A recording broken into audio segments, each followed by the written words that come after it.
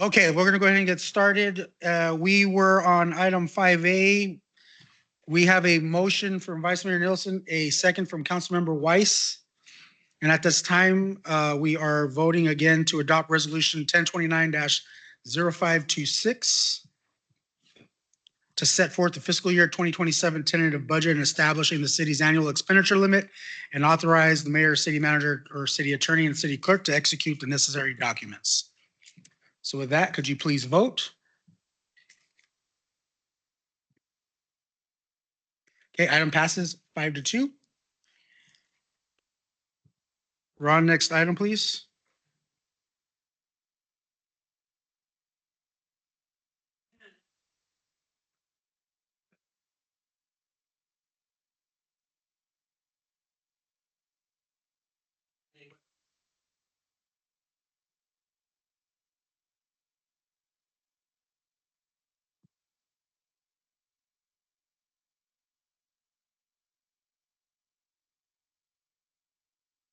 Council's direction to bring forth a resolution to order and call a special election for public safety general obligation bond in November 2026.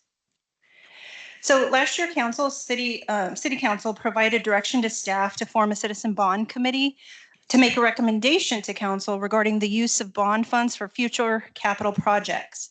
Members of the committee attended 4 meetings and reviewed the city's CIP plan, its remaining bond authorization at the time, its prior use of bond funds, and the city's property tax rate. The city recommended and City Council approved placing 2 bond questions on the November ballot, one for Parks and Recreation and Libraries and one for Public Safety. The Parks and Rec and Libraries question passed. The Public Safety bond failed by just 13 votes. So City Council's direction to staff was to bring the public safety question once again to discuss the option of calling a bond election in November of this year for up to $55 million. So the public safety bond would include these 5 projects from police, fire and medical, and city courts. These are the same projects the bond committee previously recommended to council last year. The first is Southern Avondale Fire and Police Substation, the new public safety headquarters, the police firearms training facility, main police station expansion, and the city court expansion. So with the Southern Avondale Fire and Police Substation, it would be located on land dedicated to the city within the Alamar subdivision. The facility is currently under a design and will provide greater response times for all residents by keeping the fire crews closer to their first 2 areas and will assist in serving major events at the raceway. Similarly, it will include a briefing and office location for police officers, enhancing visibility, reducing response times, and improving overall patrol services. Bond funding would provide a portion of the overall costs associated with this project. As Avondale continues to grow, a new public safety headquarters is needed to centrally house the Office of Public Safety, Fire and Medical Admin, and all essential support staff. Currently, fire admin and support is sharing the first floor of the Phoenix Raceway building with IT, and other public safety functions are spread throughout the City Hall complex. A new building to house these critically important functions is needed within the next 10 years. Avondale does not have its own police training facility, and officers must travel to Glendale to complete certain required trainings. Access to those facilities is becoming increasingly limited, and it takes officers out of their patrol areas for longer periods of time. A proposed training facility would provide officers a local and accessible place to hone their skills, maintain their certifications, and improve their response and overall patrol availability. The majority of police personnel are located at the main headquarters on the City Hall campus. It includes dispatch, evidence storage, crime lab, and support services to improve coordination, response, and accountability. The building was designed for expansion to address needed space for growth, and this project would complete the final build-out of the Avondale Police Station. The city court, like police and fire, is also experiencing increased caseloads and demand for services. As such, the court is out of space within its existing footprint. As you can see from the photos, staff are working in our file rooms, which were not intended to house employees. Increased workloads mean more files, and files must be stored for statutorily required timeframes. This project would address the need for additional offices and storage. One of the important aspects of the recommendation is to look at the property tax rate, which is what pays for the bonds. So thanks to the city's continued growth and stable property values, new bonds can be issued without increasing the property tax rate. This is possible by issuing new bonds as older bonds are paid off. So once a portion of the debt is paid down, new capacity becomes available to reinvest in improvements. Projects will be timed to match this available capacity, and the City Council must approve each bond issuance before it moves forward. So this slide is a visual depiction of how that works with the primary property tax in blue, the secondary property tax, which pays for the bonds, in orange. And as that orange debt gets paid off, then we have capacity to issue new debt in green. That would allow us to keep a steady property tax rate. So the recommendation for council this evening is to approve a resolution to order and call a special election for public safety general obligation bonds.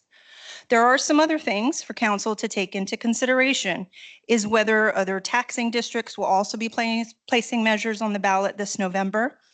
We have to keep in mind that cities and towns appear last in the sequencing on a ballot. Another factor is voter participation. Last year was a special election that was a completely mail-in election, a mail-in ballot. This year's election would expect to see higher voter participation. And lastly is whether there are other districts' measures that could affect the outcome of the City of Avondale's bond question. So if council were to approve the call for election, the next steps would be notifying Maricopa County and develop informational items for the public and conducting outreach. This year, the first day to cast a ballot will be October 7th, and election day will be on November 3rd. If the bond authorization is approved by voters, projects would be incorporated into the city's CIP in the appropriate year and will be subject to council approval during the annual budget process. So this does conclude my presentation, and I will turn it over to the mayor for any questions or council discussion. Thank you, Renee. And at this time, does City Council have any questions regarding this item? And again, as a reminder, debate and opinion shall be held until after the motion. Vice Mayor Nielsen? I do have a question, Renee. Just a mere fact, if there are other entities that will have bonds, you said that to be on the third page or the last page or whatever it might be.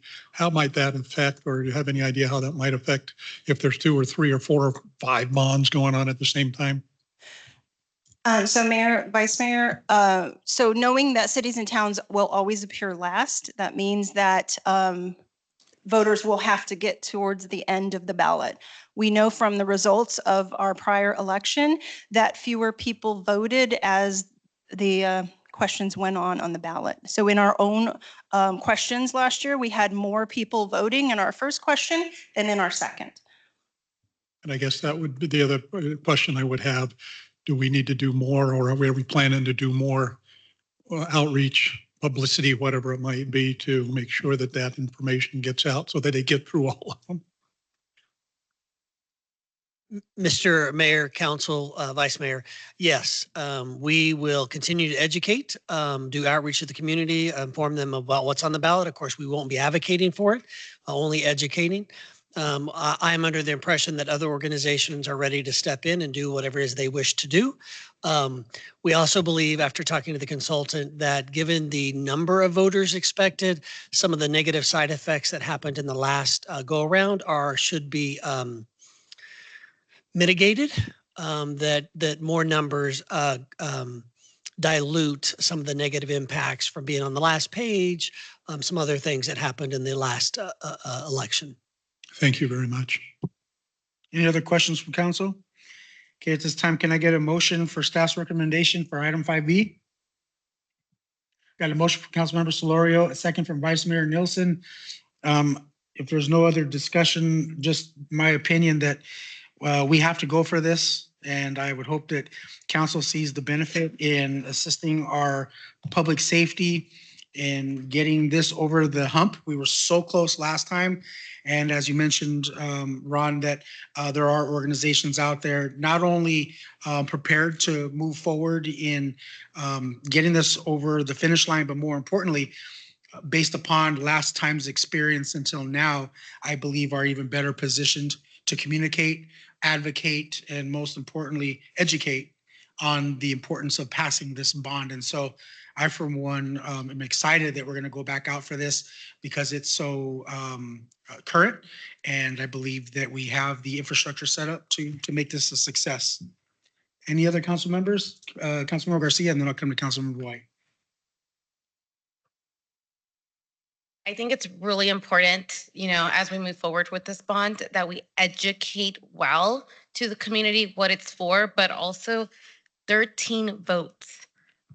Like, how important is it to vote? I know, a lot of people are like black-pilled about that voting doesn't count, and maybe federally, whatever, those conspiracies could be there, but locally it matters the most. So I look forward to seeing this back out there. I hope that people who are really for this are out there advocating and telling people how important it is to vote and to vote yes on this bond, because this bond is going to support the city very well. And we definitely, out of all those things, I am for the training center and for a new court, like to help the court, because I have been in there and they are very, very tight.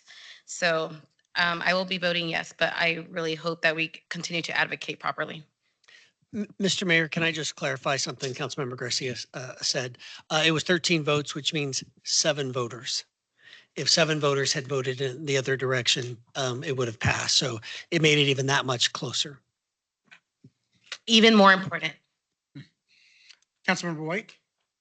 I just wanted to hear the cost of the police training facility again.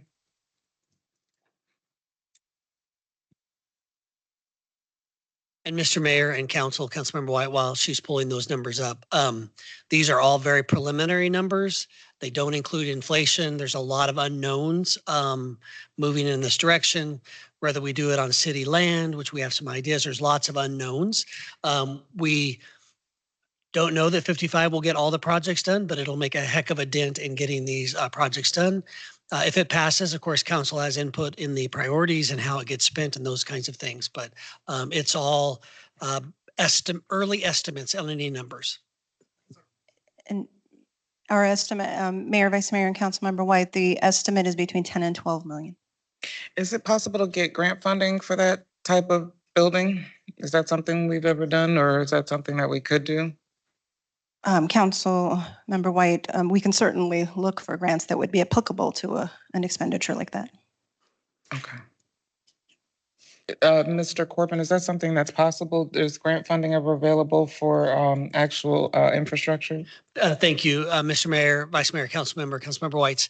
I've not seen it for a building per se, but often the equipment inside, the training devices to help bring the cost down. Yes, sometimes we partner with landowners, federal landowners that sometimes help us out, or the county. So there's lots of opportunities to look. Probably one of our,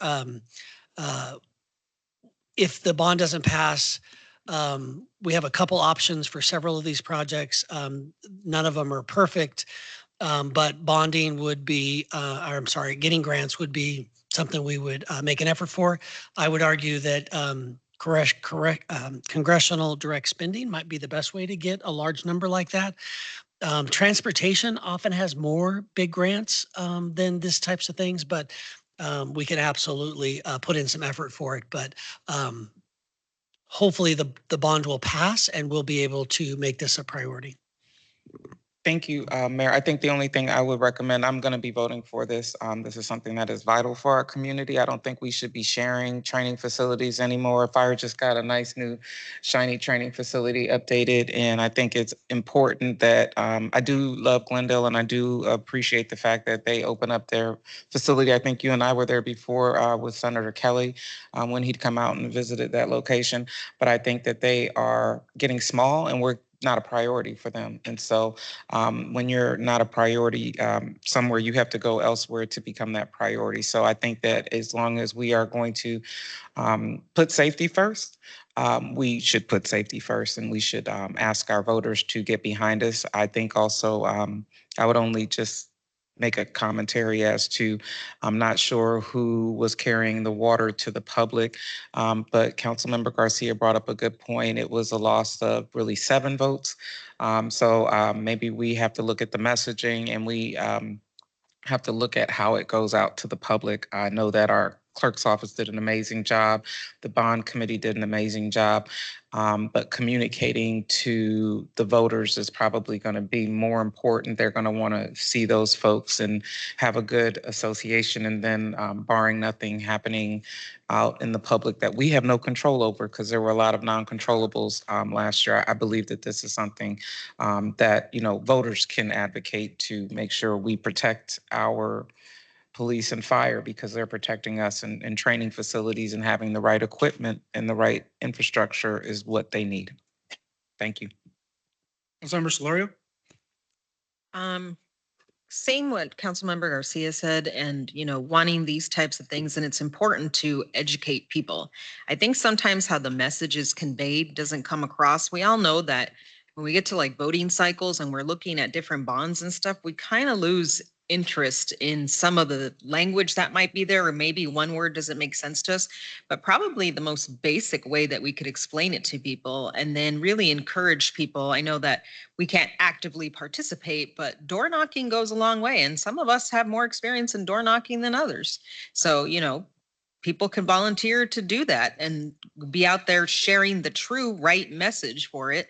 Because I'm going to agree with Councilmember White and Councilmember Garcia. We need our own firearms training facility. We should, at this day and age, we have a canine center. Why can't we have this?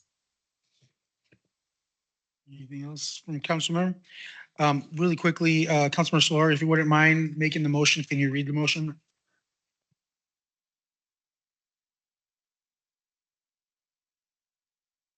Motion to adopt resolution 1030-0526, ordering and calling a special bond election to be held November 3rd, 2026, and authorize the mayor or city manager, city attorney, and city clerk to execute the necessary documents.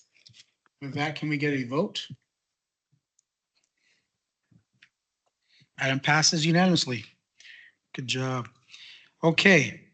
Item 5C, please, Ron. Thank you, Mr. Mayor and Council. Up next, we have a presentation by Josh Orton, our lead senior planner. This is for Habitat for Humanity Historic Avondale Infill Overlay Rezone application. Good evening, Mayor, Vice Mayor, and Council members. Item 5C is the Habitat for Humanity Historic Avondale Infill Overlay Rezone. This is planning application PL 250236. The purpose of tonight's item is to review the proposed Historic Avondale Infill Overlay, or HIO, for the Habitat for Humanity housing project, conduct a public hearing, and take appropriate action. The purpose of the HIO district is to promote and facilitate the development and redevelopment of vacant and underutilized or abandoned properties within the city's revitalization area. It's been established as a method to address potentially incompatible development standards while maintaining the character of the surrounding area. The HIO is intended to allow for alternative standards to be used when other tools available in the zoning ordinance will not work to address the development needs of the property. This rezone is accompanied by a development plan that will adopt these alternative development standards. The property is located west of the northwest corner of 5th Street and Hill Drive. It's just across from the Hill Tract Estates housing development that was done approximately 12 to 15 years ago.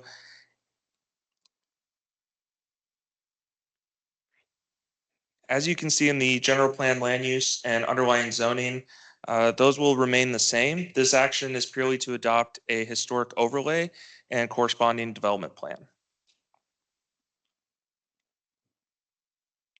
The property is currently vacant with an existing Roosevelt Irrigation District easement that runs along through the middle of that neighborhood block. And you can see it's kind of fenced off in the background. Looking west along East Hill Drive, you can see off to your left, that is the Hill Tract Estates development. And then looking east along East Hill Drive is 5th Street. The development is proposing a reduction in the perimeter setbacks, as well as the building coverage and minimum lot dimensions for this project. The intent is for the developer to be able to subdivide and sell these units to individual home buyers. And you can see some of the modifications to the R4 multifamily standards.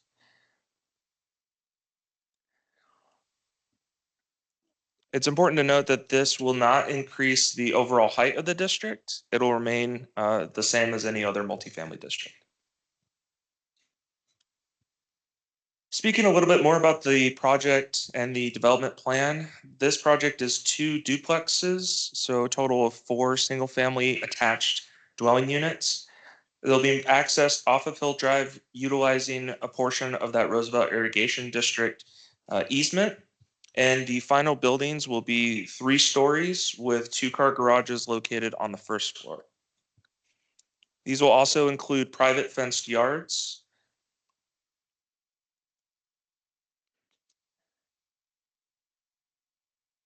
And they'll be attached with sidewalks as well. The applicant proposed 3 conceptual building elevations, and those are located in the staff report. However, I'm going to show you one here. There are no modifications, again, to the underlying district's height limitation, and the final design will comply with the city's design manuals, as well as the International Residential Building Code. And then all elevations will be subject to administrative approval at a later date. These are representative of the overall quality and nature of the final design that the applicants proposed. So staff's analysis of this request is that it's in conformance with the general plan, the applicable design manuals, and it meets the intent of the HIO overlay to promote development of a long-standing vacant parcel within the historic district. And it will result in compatible land use relationships.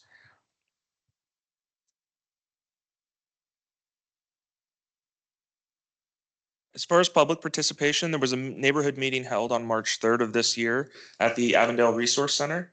There were 4 attendees from the public. Most of their questions revolved around the program that Habitat for Humanity was proposing and how to qualify. There were no public comments that have been received either in favor or against through the online platform.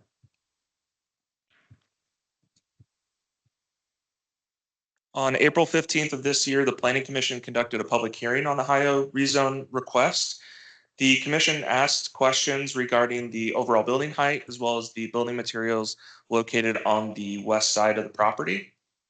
After discussion and answers to those questions, the commission voted 6-0 to recommend approval of the rezone request to City Council.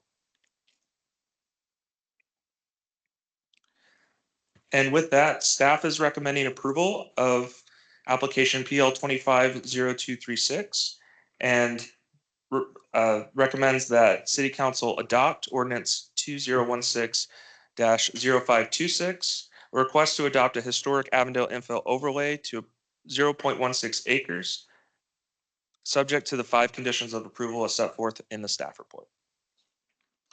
That concludes my presentation, and I'm available for any questions. Thank you, Josh.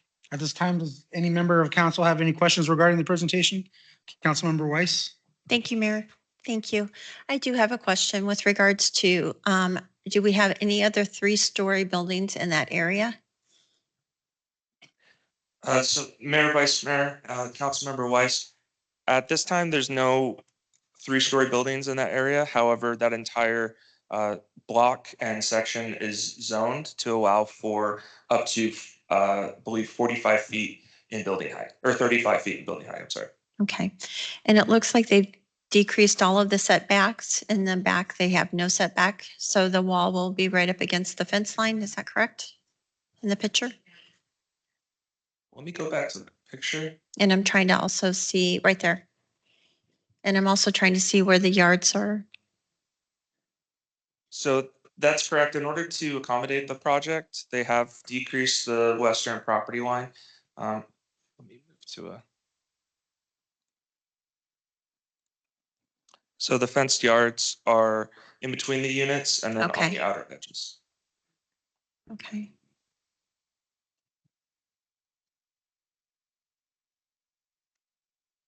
Do you have any other follow-up questions? No. Councilmember Solorio? Thank you for your presentation. I just, I like this.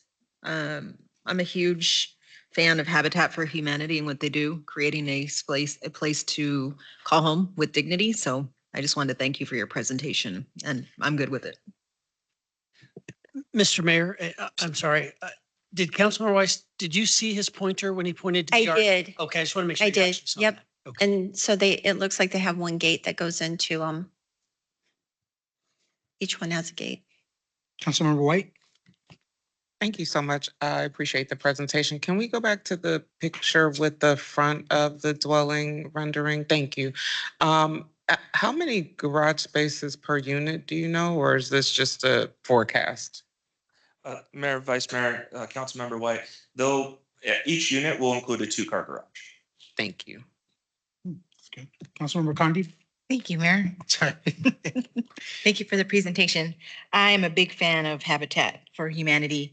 In about 2015, my broker, we were able to go volunteer and help build a house here in Avondale. And it was so amazing because the owners were there, so they have to put in some sweat equity. So they were there helping us, and it was a wonderful opportunity for us to be able to write scripture on the frame of the house before they did the drywall. So thank you for the presentation, and I'm all for this one. Councilmember Garcia? Thank you for the presentation. I also am a huge fan of Habitat for Humanity. It's, bringing home ownership, people doing the work, but it also brings the community together. It brings churches, nonprofits, organizations, all to build what is possible for these 4 families. So I'm excited to vote yes and look forward to going out there and volunteering and helping to build these homes. Okay. This time I'd like to open up the public hearing on item 5C. Marcella, any requests to speak? Thank you, Mayor. We have not received any requests to speak. Okay, well, thank you. Then at this time, I will close the public hearing on item 5C, sorry. I know that we have the motion, we did have the motion up here just a second ago, but I'll just speak to this project really quickly in that, we've been talking a lot about options and housing options, and many council members have expressed how much they appreciate Habitat for Humanity. But in addition to that, just with the area, considering this infill overlay and the opportunity that exists with it right across the street, the same type of property and for the same purpose.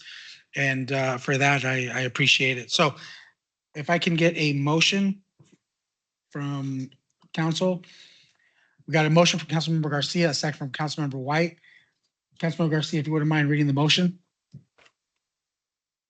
Motion to adopt ordinance 2016-0526, approving a request by Tana Nichols of Habitat for Humanity of Central Arizona to apply the historic Avondale infield overlay HAIO to 0.16 acres located approximately 150 feet west of the northwest corner of East Hill Drive and North 5th Street, and to approve the proposal HAIO development plan subject to 5 conditions of approval as set forth in the staff report, and authorize the mayor or city manager, city attorney, and city clerk to execute the necessary documents. Thank you. With that, can we get a vote? Item passes unanimously, 7-0. Thank you so much. We look forward to seeing those properties as they're constructed. Ron, 5D, please.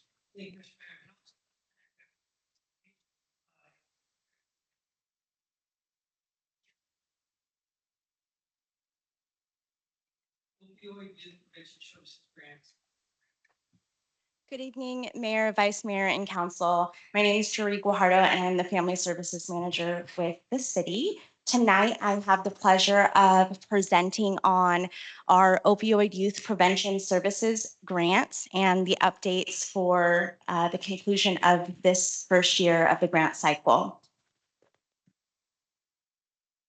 Thank you, Mayor and Council, for supporting this endeavor. In November of 2021, the City Council granted approval for the City of Avondale to participate in the One Arizona distribution of opioid settlement fund agreements. This agreement was finalized in 2022, was part of the 2021 National Opioid Settlement, which resolved all opioid litigation from state and local subdivisions against most pharmaceutical distributors. In February of 2025, $200,000 was allocated for the Opioid Youth Prevention Services Grant. The maximum award per project proposal was $50,000 for the program year that ran from March of 2025 to February of 2026. The organization, there were a total of 6 nonprofit organizations that applied with a total funding request of $244,000. And the City of Avondale's Opioid Settlement Committee was a part of reviewing all of the applications that came in to determine if they would indeed meet the needs of our residents. That comprehensive assessment included evaluation and criteria, as well as selecting the level of funding for each of the nonprofits that applied to receive funding. There was one organization that was not funded, but all of the rest of them were funded.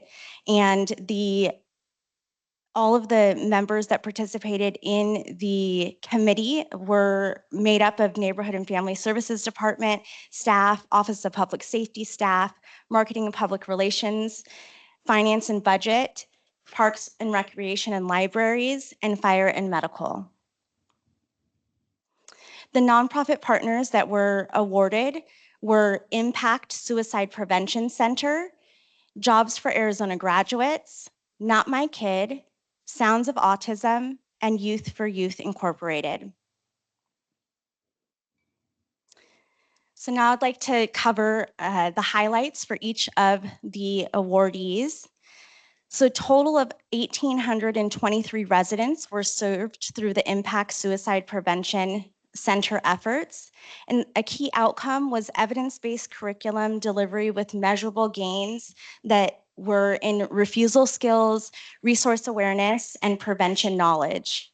A success story that was shared with us was students demonstrated strong retention of prevention concepts through a Jeopardy-style activity.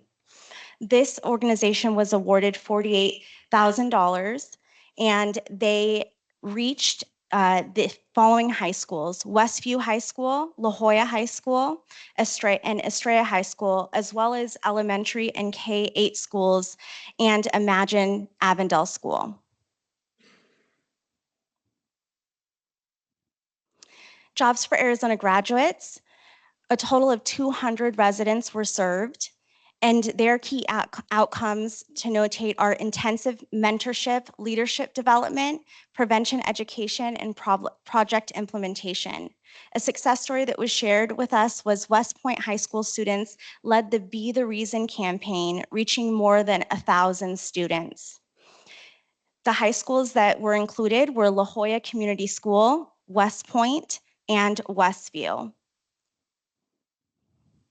Not My Kid, a total of 2,121 residents were served.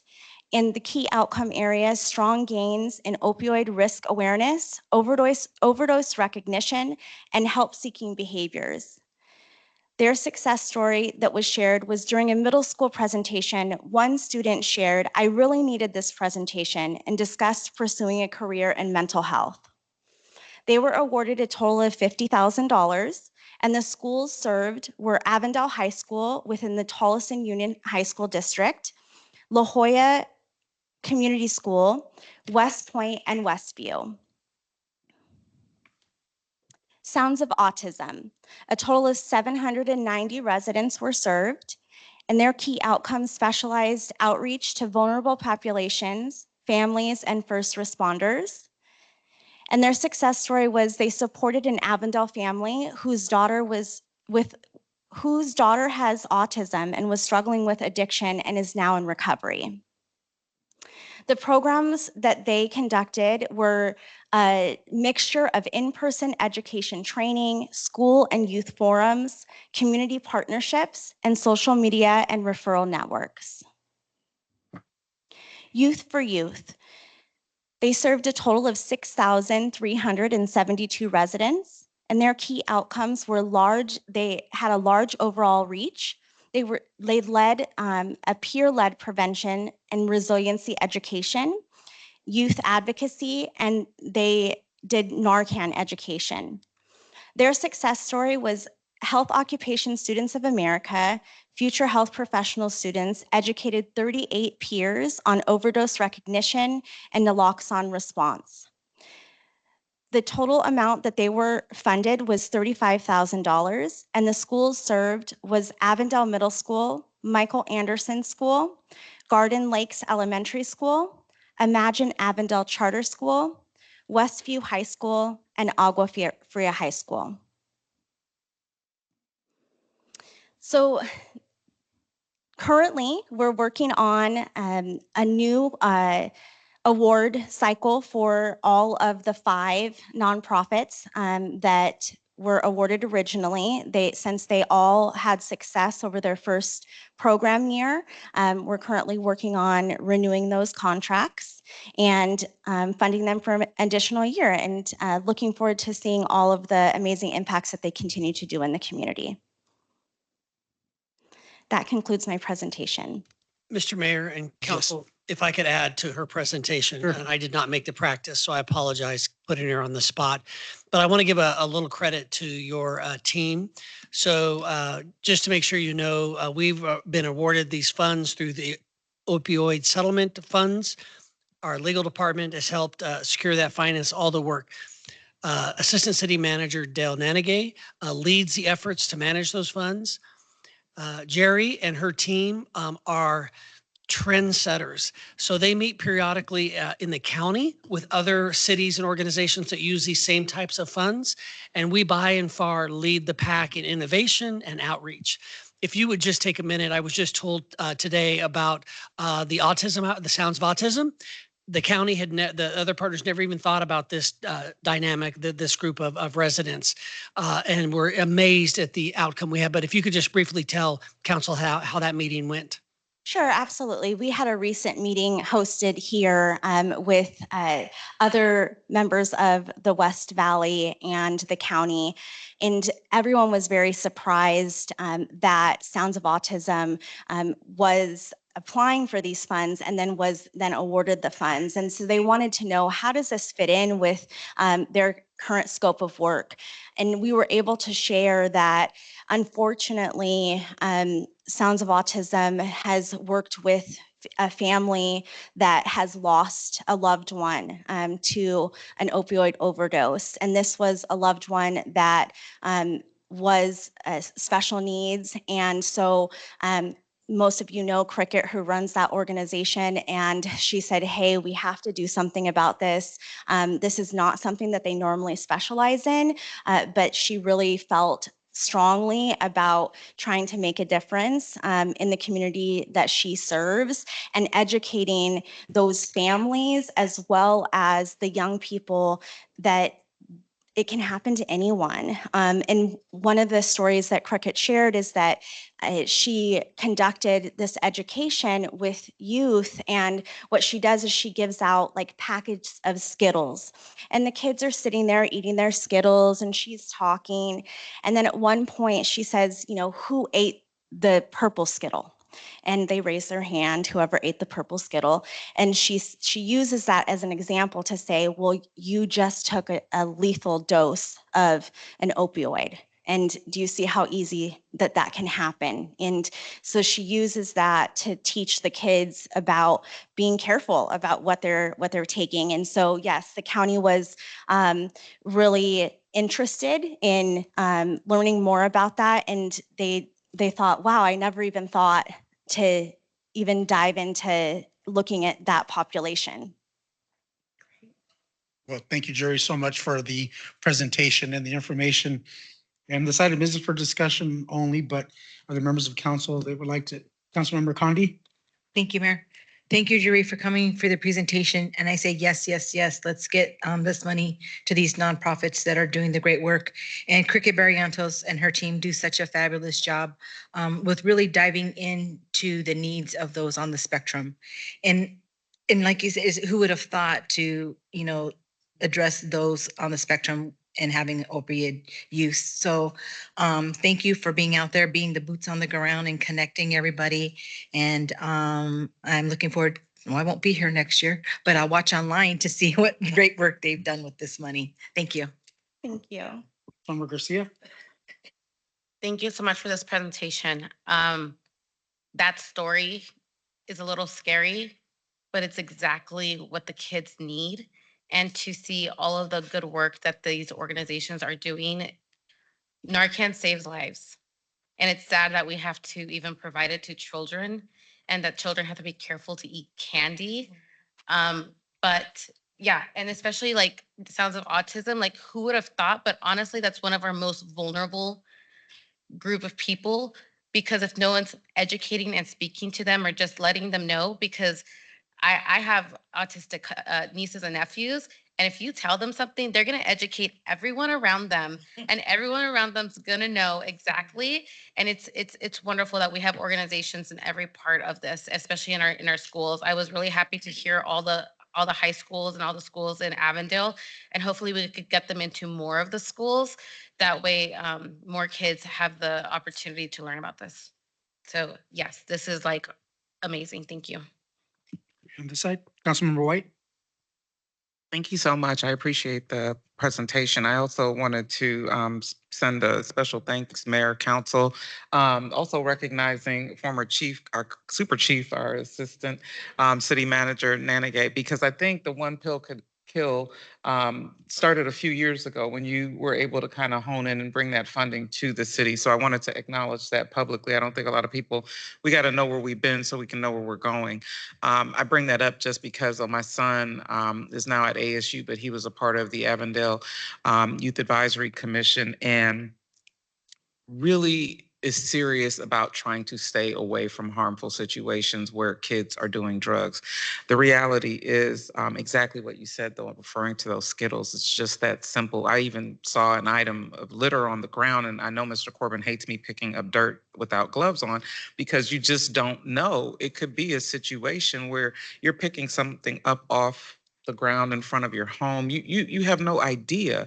And somebody has put that opioid on that item and it can go through your skin. And I didn't know that. So, you know, we have to go above and beyond to protect our children. And so I'm just thankful that we can receive these grant funding. I'm happy that we're doing it in the schools. I want us to continue to do that with and through neighborhood and family services. So I just want to make sure that we stay ahead of this. There's so many things that we have to do to protect our kids, but any life that we can save is worth saving. Anybody else on this side? No? Oh, Councilmember Weiss? Thank you, Mayor. Thank you, Jerry, for the presentation. You mentioned a couple schools, like an overlap. So one program was working with, you know, La Jolla, West Point. Is there anything when we are looking at this again where we expand that out, where maybe not an overlap necessarily in some of the schools.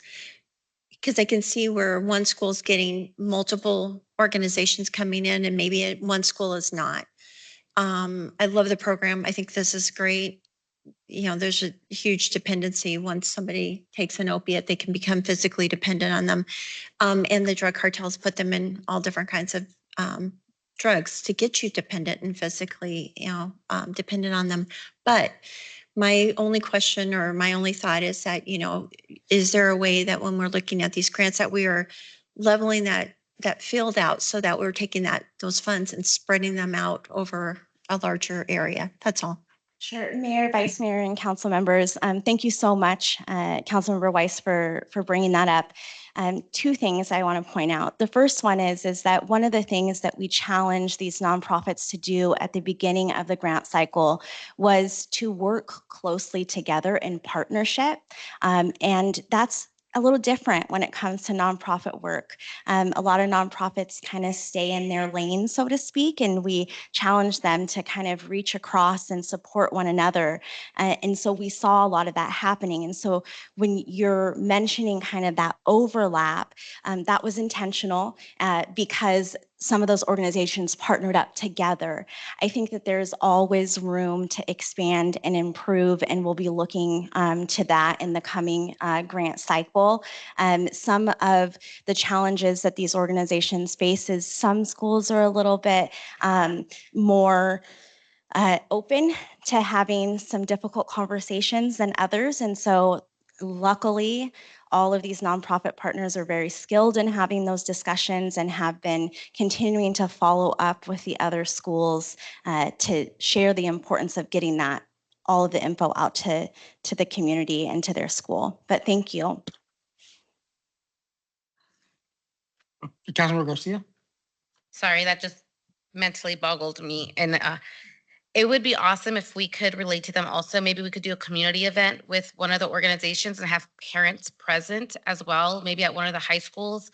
I think that would be so wonderful. I mean, I would love, my son goes to a charter school, so he doesn't get as many opportunities as the public schools do, but I would take him somewhere where that was offered. Thank you. Yep. Councilmember White? Thank you so much, Mayor. Thank you so much again, Derek. I have a question. I don't know if this would, these funds, as we look at making sure that we can get the education out there. We have that One Pill Can Kill program. It runs on our public channel 11, but some of the renderings, because I do watch 1010 on 11 as well.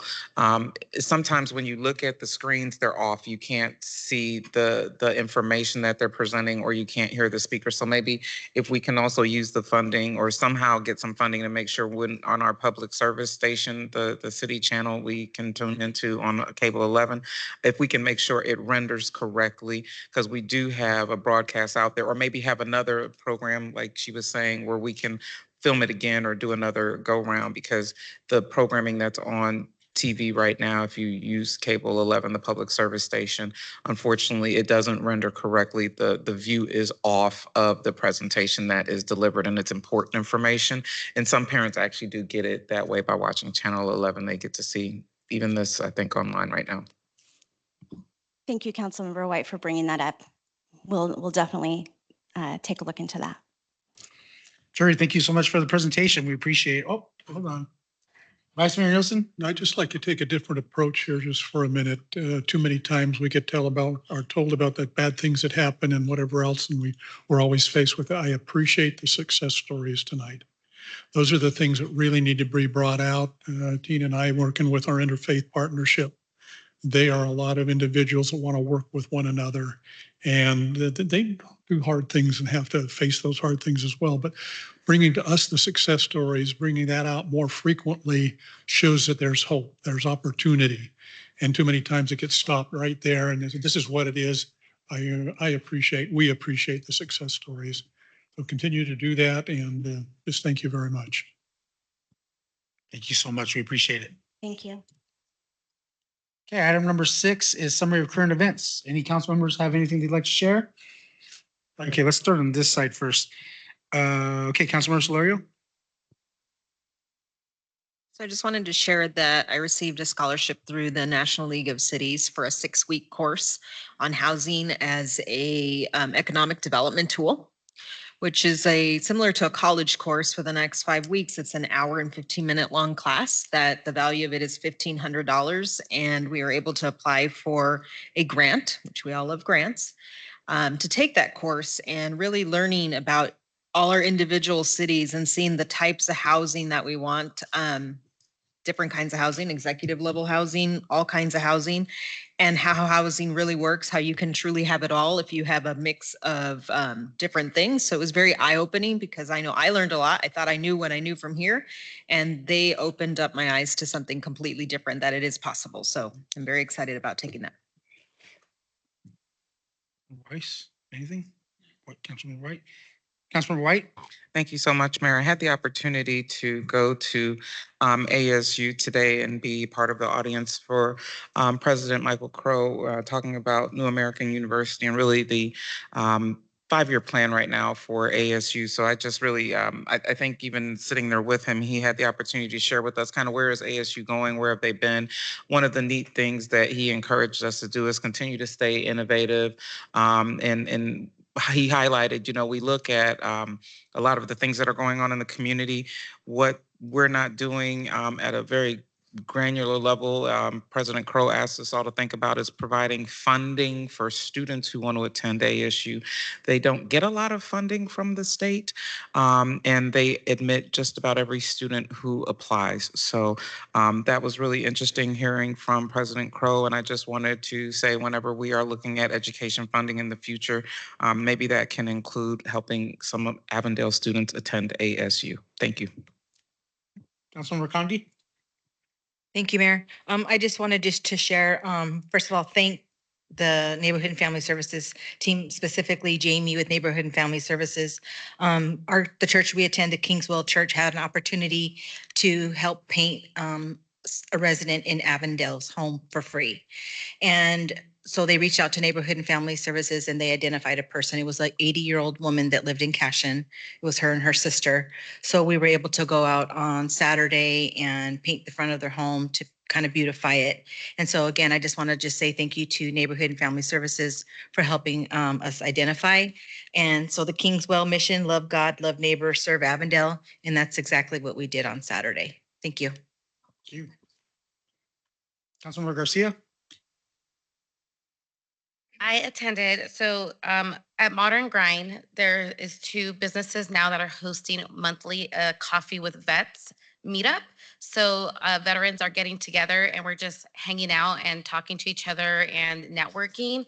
And this is probably the 2nd time we're doing it. So it's been such a wonderful opportunity to be with fellow veterans that are like really doing really big things out in the world, but also people who, other veterans that need help. They come and network and see where they could make friends, because sometimes veterans have a hard time making friends that are not veterans.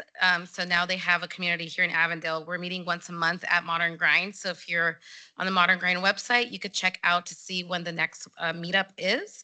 And then I also attended Fiesta this past weekend, and the salsa was spicy. So that was really fun. I really enjoyed it. I couldn't eat all of the spicy salsa, but I hope the winner really enjoyed whatever they got for that, because that was fun. But thank you, Parks and Rec, for doing that. It was a wonderful event. Vice Mayor Nilsson? I would just like to share with you that I had an opportunity to attend the Avondale Middle School Spring Tree Planting event. We planted 37 trees and there were about 120 kids involved and all kinds of things. And whoever the red bird is from whatever came down and visited with us. Cardinals. Thank you. Oh, that red bird guy. And then I also had an opportunity to speak at Autism and Abuse Awareness event. And very touching to see the people that were there. I think they were more involved with what I was doing with my time with Boy Scouts, Girl Scouts, deaf kids and blind kids over my lifetime. I was able to share that with them. And then I think the last final thing there is Lori and I got to stand in the middle of a runway out at Luke Air Force Base while the jets are taking off on both sides of you right there. So you don't know whether you get bombed or whatever else.